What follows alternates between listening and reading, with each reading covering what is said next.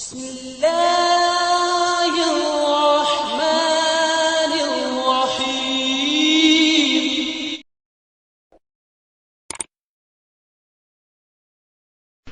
معذور میں سدا ہاں یہ اصل میں مجذوب کا ہے، معذور نہیں. اب مجذوب کا کیا مقام ہے؟ آئیے، اصل میں یہ مجذوب جو ہے یہ ایک تصوف کی اصطلاح ہے اور اس کا مد مقابل ہے سالک.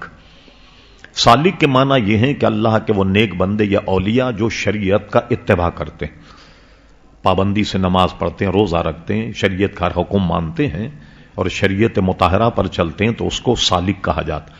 مجذوب وہ ہے جو بالکل بے ہوش ہوتا ہے، بالکل دنیا سے بے غرض ہو کر کے جب وہ گزارتا ہے زندگی، چونکہ وہ حالت جزم میں ہے، عقل و ہوش حواس اس کے ٹھکانے نہیں ہیں، تو ایسے کو جو مجذوب کہیں تو اس کا مطلب یہ کہ اس پر نماز، روزہ، حج یا زکوٰۃ جو ہے وہ فرض نہیں.